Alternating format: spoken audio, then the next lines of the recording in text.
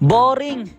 Makapang-uto nga sa world chat. Palit tayo ng pangalan tapos maghanap tayo ng kaduo. Bang, Gabriela yarn. Stand up, Gabriela. Siyempre kailangan magpapalit din tayo ng profile, diba? Gagamitin natin yung mukha ng taong hindi ko kilala na nakita ko lang sa Pinterest. At siyempre kailangan natin alisin ang ating star border. Kasi kapag meron tayong star border, iisipin nila isa tayong content creator.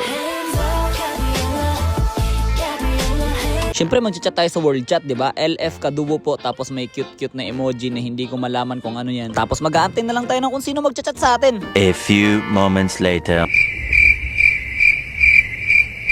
So much later that the old narrator got tired of waiting and they had to hire a new one. Walang kumakagat pare, feeling ko mali kasing spelling. Dapat kasi LF kaduo. Ayan dapat ganun yung spelling. Ngayon kayo sa akin ngayon, huli ka. Tamo, meron agad yan. O, 'di ba? Sabi sa iyo eh. Alam kong ikaw yan tripping.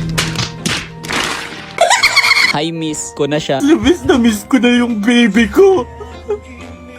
Kasi sorry ha. Can I ask you something? Wala niya English. Ano po? Para sweet girl. Tara, dowo. Yehey! Tara. Ano ID mo? Do you know the difference between history and you? Kasi history is the past and you are my future. Pero sige, kunyari hindi natin alam. Ha? Ano?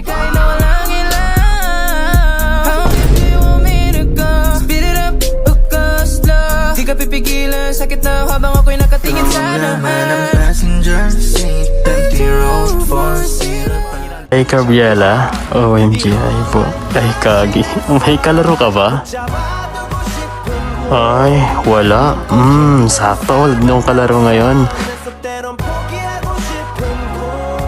So, bago tayo mag-start, pwede ka ba matanong kung anong tipo mo sa lalaki?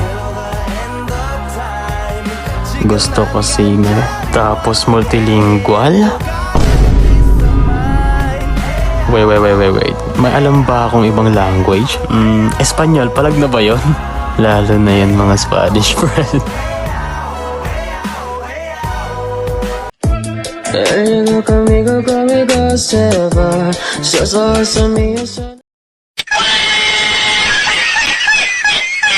"12 seconds later."